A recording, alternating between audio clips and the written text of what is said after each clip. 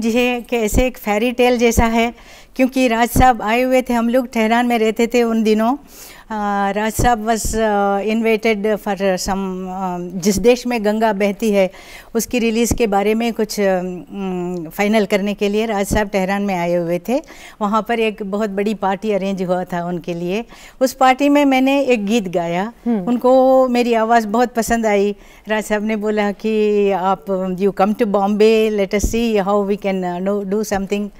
मैंने बोला ज़रूर, क्यों नहीं। तो then I went to Bombay, I went to R K studios में उन्होंने वॉइस टेस्ट किया। उन दिनों वॉइस टेस्ट हुआ करता था, माइक्रोफोन टेस्ट भी कहते थे। तो पहले माइक्रोफोन टेस्ट होगा तो बाद में हम डिसाइड करेंगे। तो आर के स्टूडियो में गई, राज साहब मिले, फिर बोले कि यहाँ पर वॉइस टेस्ट के लिए आ जाना। So I went for a voice test. उन्होंने, उनका अलाउद्दीन नाम के साउंड रिकॉर्डिस्ट थे। अच्छा। उन्होंने वॉइस रिकॉर्डिंग किया और राज साहब सबको और उनके ग्रुप में सबको पसंद आई आवाज़। फिर राज साहब ने कहा कि you go meet Shankar and Jaikishan, they are my music directors, वो आपको गाइड करेंगे कि क्या करना है। तो इस वॉइस टेस्ट में आपने कौन सा गीत गाया, कुछ याद है? फर्स्ट सॉन्ग तो ऐसे ही एक टेस्ट के बारे में शंकर साहब ने एक गाना रिकॉर्डिंग किया। वो एक्चुअली फिल्मों में नहीं आया, क्योंकि he wanted to just you know give me experience. क्योंकि उन्होंने कहा कि आपको एक्सपीरियंस तो कुछ नहीं, क्योंकि लोग यू नो बचपन से तैयारी करते हैं कि प्लेबैक सिंगर बनाना है इस बच्ची को, और उनको ट्रेनिंग देते हैं और उनको ले जाते हैं म्यूज़िक डायरेक्टर्स के यहाँ रिकॉर्डिंग रूम में, और वो बच्चे लोग गाते हैं, पहले कोरस में गाते हैं या कुछ लाइन्स गाते हैं। ऐसा एक्सपीरियंस उनको मिल जाती है। मुझे तो कोई एक्सपीरियंस नहीं मिली इस तरह से। तो शंकर साहब ने कहा कि चलो एक टेस्ट सॉन्ग करते हैं। एक टेस्ट सॉन्ग उन्होंने किया था, that was my first song. लेकिन वो भी बात लीक हो गई, कुछ पेपर्स ने उनके बारे में भी लिखा। फिर बाद में अराउंड द वर्ल्ड इन $8 और गुमनाम, सूरज, प्यार मोहब्बत, ये सब मूवी में मेरे गाने रिकॉर्ड। जी। तो अगर हम आपके बचपन की बात करें तो आपको बचपन से ही संगीत का शौक रहा है? बचपन से तो संगीत का शौक था, क्योंकि हम लोग साउथ में रहते थे। पहले तो हमने कर्नाटक म्यूज़िक ट्रेनिंग लिया, फिर इसके बाद कुछ मेरी कज़न सिस्टर्स नॉर्थ में रहती थी, वो कोई फंक्शन में आई थी, उन्होंने नॉर्थ के गाने गाया तो मुझे तो एकदम मैं पागल हो गई उसके पीछे। जैसा अखियाँ मिला के, ये वो आजा आजा, नूरजहां के गाने, ये सब उन्होंने गाया। तो मैंने बोला ये तो बहुत ही बढ़िया है, मुझे तो ये सब गाना है। तो उन्होंने कुछ गाने मुझे सिखाए भी। फिर उसके बाद मैं I wanted to sing Hindi songs. तो हिंदी सॉन्ग्स तो वहाँ पर बहुत कम सुनने को मिलते थे, और इधर रास्ते रास्ते में स्कूल जाते जाते कहीं टीच शॉप में बजता है तो मैं वहीं रुक जाती थी। और वो सुनकर फिर बाद में हम लोग चेन्नई आए कुछ दिनों के लिए, then we came to Bombay. तो then I started learning Hindi songs, I started singing Hindi songs. तो आपके माता पिता आपके साथ थे इस डिसीजन में कि मैं बॉलीवुड जाऊंगी और वहाँ पर? नहीं, एक्चुअली यू सी के जिस तरह से राज साहब ने हमें इनविटेशन दिया, nobody expected this. You see के वो इस तरह से राज साहब मुझे बुलाएंगे, और बुलाएंगे तो भी वो हमें पहचानेंगे या लेंगे, ये भी किसी को मतलब इतना दे वर नॉट श्योर। तो वो बोल रहे थे हाँ ऐसे ही है। फिर मैंने जिद किया कि मुझे बॉम्बे जाना है, राज साहब ने बुलाया, मुझे जाना ही है कोई हालत में। तो फिर वो लोग सोचे कि चलो ये जाकर आएगी तो फिर भूल जाएगी। तो जाने के बाद तो कुछ और ही बात बनी, क्योंकि वो शंकर जयकिशन के यहाँ गई मैं, उन्होंने ट्रेनिंग स्टार्ट किया, गुरुजी वगैरह फिक्स किया। तो फिर मेरे फैमिली ने बोले कि ये क्या मतलब कुछ और ही हो रहा है। तो बोले कि बस ये सब भूल जाओ तुम, ये सब फिल्मों में गाने वाने का ज़रूरत नहीं। मैंने बोला नहीं, बिल्कुल नहीं मैं तो नहीं बोल नहीं सकती हूँ। फिर बाद में बहुत जिद किया, झगड़ा वगड़ा भी हो गया था। फिर वैसे मैं तो अड़ी रही कि मैं गाऊंगी ही। तो फिर इस तरह से मैं बॉम्बे में ही रह गई। फिर आपने शंकर जयकिशन जी की जोड़ी के साथ बहुत गाने गाए, तो कमाल के म्यूजिक डायरेक्टर जी। तो क्या खासियत थी इनकी, आपकी जुबानी सुनना चाहेंगे? जी, इनका तो खूब ये खासियत है कि उनके हाथ में कुछ जादू है कि वो जिसको भी वो लेते हैं वो गाने तो हिट होना ही है। जैसा तो मेरे गाने तो है ही, और उन्होंने सुबीर सेन से जो गाने गवाया 2-4 वो भी हिट हुए, मुबारक बेगम जी से गवाया वो भी हिट हुए। जिनको वो लेंगे वो हिट होना ही है, क्योंकि वो उनका है कुछ ऐसी बात, पारस जैसे थे। हाँ ऐसी बात है। They knew how to bring best in one singer's voice, और इसलिए ना मेरी आवाज़ को उन्होंने स्पेशली मेरे लिए गाने बनाए। एक एक गाने में एक एक आपको एक्सप्रेशन मिलेगा, इस तरह से वो मुझे ट्रेन किया और मुझे प्रेजेंट किया।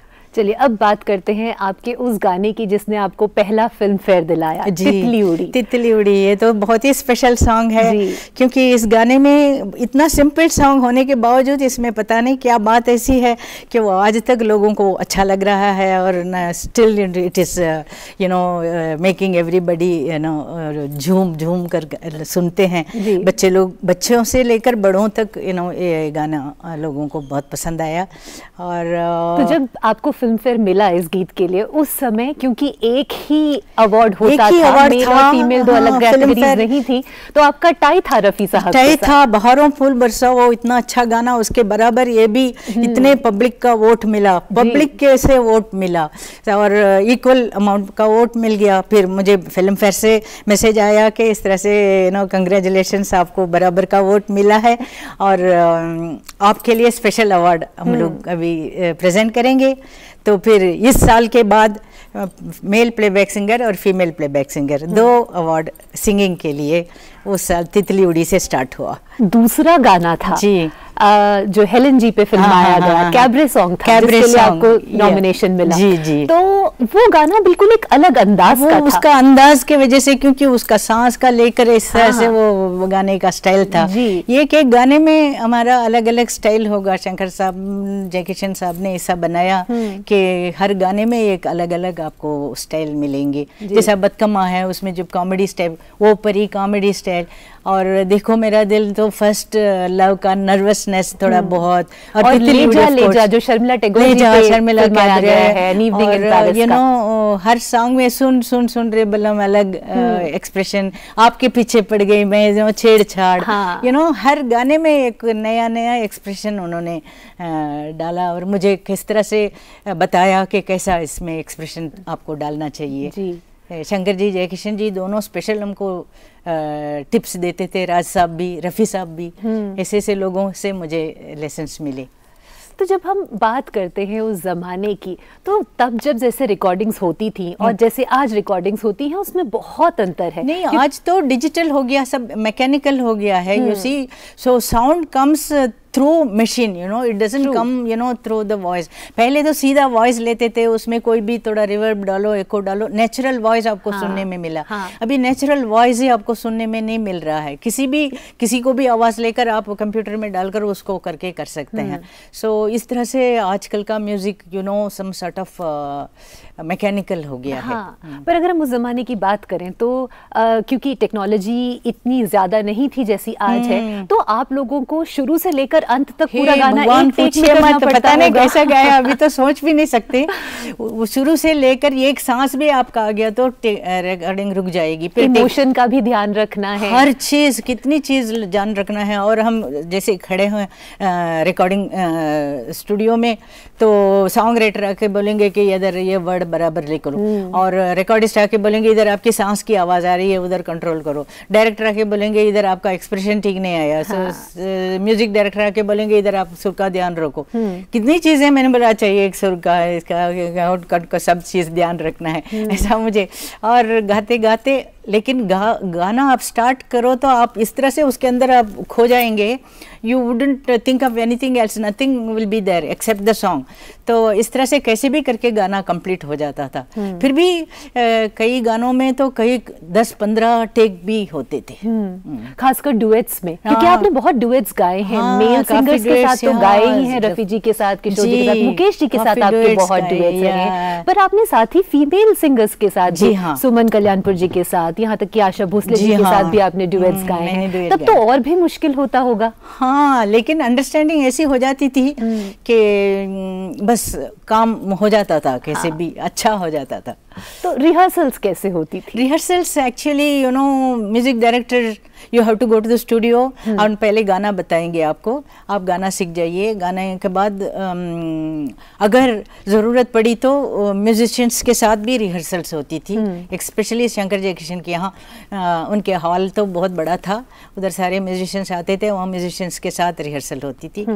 फिर रिकॉर्डिंग स्टूडियो में जाने के बाद पहले म्यूजिशियंस का रिहर्सल हुआ और म्यूज़िक सेट हुआ, फिर देन वॉइस रिहर्सल अलग हुआ, फिर वॉइस म्यूजिशियंस के साथ रिहर्सल हुआ, फिर माइक्रोफोन के सामने रिहर्सल हुआ। इतने रिहर्सल के बाद ठीक स्टार्ट होता था। हम बात करते हैं जब आपने इंडस्ट्री में कदम रखा तो उस वक्त कई दिग्गज कलाकार थे जो ऑलरेडी बहुत एस्टैब्लिश थे, सारे के सारे गाने उनसे गवाए जाते थे, और ऐसे में आप आई, आपको अपनी पहली ही फिल्म के लिए, तितली उड़ी के लिए आपको फिल्म फेयर मिला और लगातार इतने साल तक आपके नॉमिनेशंस रहे, तो इसकी वजह से स्ट्रगल का भी बहुत सामना करना पड़ा आपको? काफी, क्योंकि मुझे तो एक तो top music directors, top films और टॉप सॉन्ग्स और उसके टॉप हीरोइंस, और उसके ऊपर पब्लिक ने इतना टॉप, पब्लिक हमको टॉप कर दिया था। पब्लिक की इतनी मतलब मुझे सपोर्ट मिली और पब्लिक ने पसंद किया, और ऊपर से भगवान की दया से हम काम अभी तक कर भी रहे हैं। जी, इसके बाद आपने म्यूजिक डायरेक्शन में भी कदम रखा। हाँ।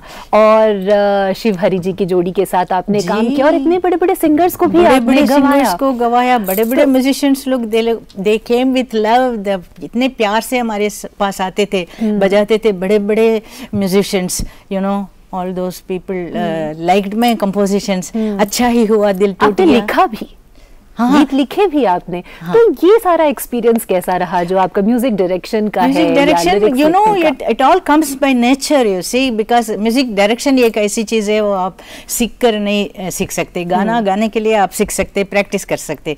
म्यूजिक डायरेक्शन, कंपोजिंग जो है, it should come by nature. तो मैंने क्या किया कि मैंने कुछ सोचा कि थोड़ा से पॉप सॉन्ग्स करते हैं, यू नो, सिंपल सॉन्ग हो, लेकिन फिल्मों में तो हमेशा आते ही हैं, कभी कभी डिफिकल्ट सॉन्ग्स भी आते हैं, तो पॉप सॉन्ग्स होना चाहिए, सब जगह पॉप सॉन्ग्स होते हैं। तो मैंने पॉप सॉन्ग रिकॉर्डिंग किया, HMV ने ओके किया, EP रिकॉर्ड्स होते थे 4 सॉन्ग का पॉप सॉन्ग। पहला पॉप सॉन्ग लोगों को बहुत पसंद आया, फिर दोबारा दूसरा पॉप सॉन्ग, फिर तीसरा EP3 EP से रिकॉर्डेड। तो फिर उसके बाद बहुत से प्रोड्यूसरों को पसंद आया, उन्होंने कहा कि ये तो कम बजट में हमको मॉडर्न सॉन्ग्स मिल रहे हैं, क्योंकि वो समझ रहे थे कि बहुत बजट होगा मॉडर्न सॉन्ग्स के लिए, बड़े बड़े म्यूजिशियंस को बुलाने पड़ेंगे। मैंने तो सिर्फ गिटार और कीबोर्ड और ड्रम्स रखकर मैंने रिकॉर्डिंग किया था।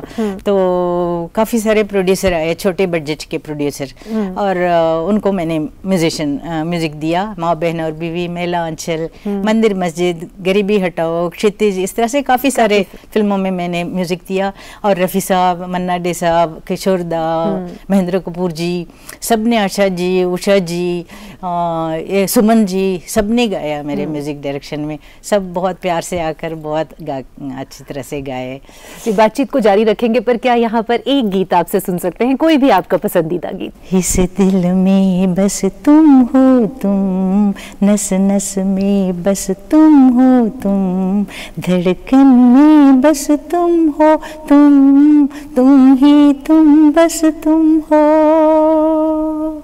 इस गाने से पहले आपने जिक्र किया किशोर कुमार जी का, मोहम्मद रफ़ी जी का, इन सभी सह कलाकारों के साथ गाने का एक्सपीरियंस कैसा रहा? सुनने में आता है कि किशोर जी बहुत ही मनचले किस्म के थे और बहुत हंसाते भी थे, हंसी मजाक करते थे। कुछ इसका कोई अच्छा सा किस्सा या वाकया अगर आप सुना सके? जी हाँ, बस रफ़ी साहब, मुकेश जी, किशोर दा, सब लोग बहुत यू नो सपोर्टिव, बहुत इनकरेजिंग थे।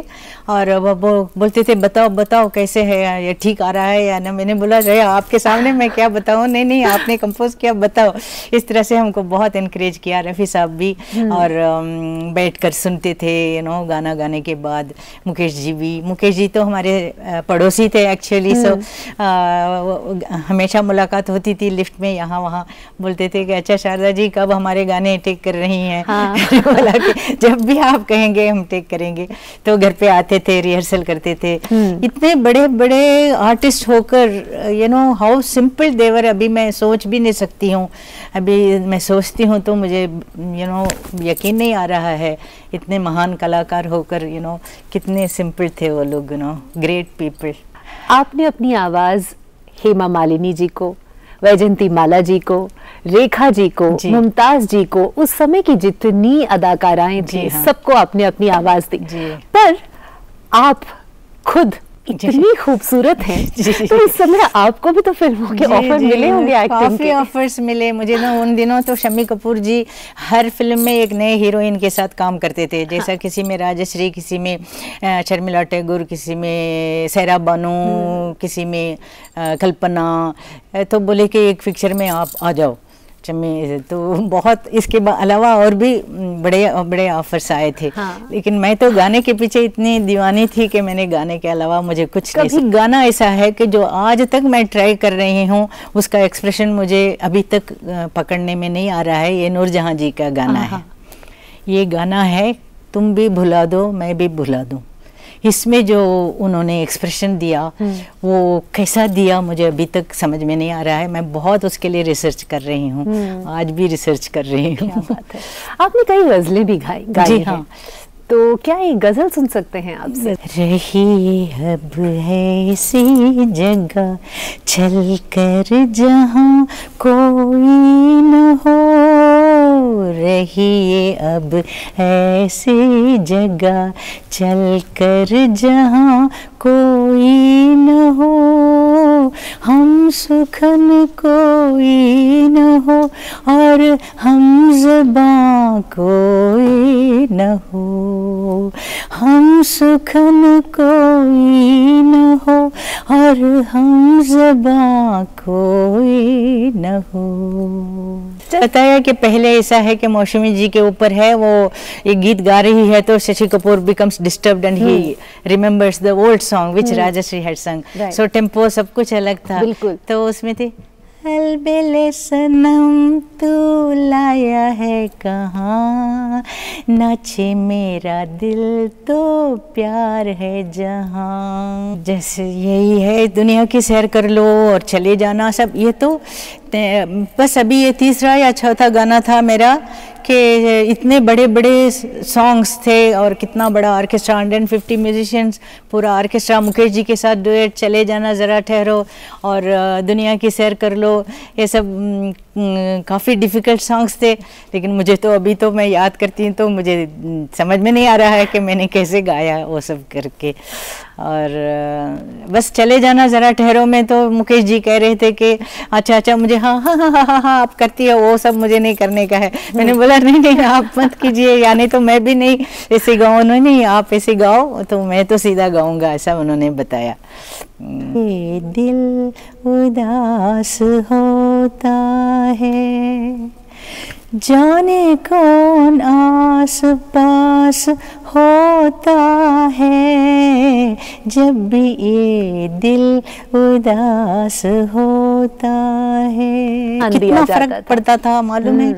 और तितली उड़ी में तो जयकिशन जी ने मुझे बताया कि मैं गेलाड में जाकर बैठी, जयकिशन साहब गेलाड में बैठते थे। हाँ। और एक दिन मैंने उनसे मिलने के लिए गेलाड गई, उधर बैठी, चाय वाय बैठा और बैठे हैं, वो बोल रहे थे कि इस तरह से तुम वर्ड को ऐसा बोलो, हर वर्ड को एफर्ट लेकर बोलो। तितली उड़ी गा रही थी, जैसा तितली उड़ी उड़ जो चली, वो बोले, उनके बोलने के बाद मैंने ट्राई किया तितली उड़ी उड़ जो चली, वो तितली में एम्फेसिस किया। हाँ। तो उस एक वर्ड के वजह से वो गाने में कितनी जान आ गई। तो जयकिशन साहब ने मुझे बताया। फिर इसी तरह से मैंने बतकमा भी, बतकमा बतकमा बतकमा, यंकन्ना यंकन्ना यंकन्ना यंकन्ना, एक एक वर्ड के अंदर, नहीं तो यंकन्ना यंकन्ना यंकन्ना यंकन्ना नहीं होता था। यंकन्ना यंकन्ना यंकन्ना यंकन्ना, एक एक वर्ड के अंदर फोर्स देने का। इस तरह से शंकर साहब ने भी काफ़ी सारे मुझे बताया। मैं भी स्टूडेंट्स के साथ ये शेयर करती हूँ, लोगों को देती हूँ ना। राज साहब खुद इतने इंटरेस्ट लिए, बिकॉज राज साहब wanted to bring me in a very spectacular manner. That is why he said कि कितने साल वेट किया उन्होंने, क्योंकि जिस देश में गंगा बहती है के टाइम पे मैं आई थी इधर, फिर बाद में इतने साल के बाद उन्होंने जोकर में लिया। तो it was going to be a dream sequence, a very big sequence. तो पता नहीं क्या परेशानी हो गई उनको, कोई कोई वजह से वो रख नहीं पाए। हली बाबा, मेरे हली बाबा, तू हल बेला जादूगर, लुट जाने का लगता है डर, मैं तो चली चली चली बाबा।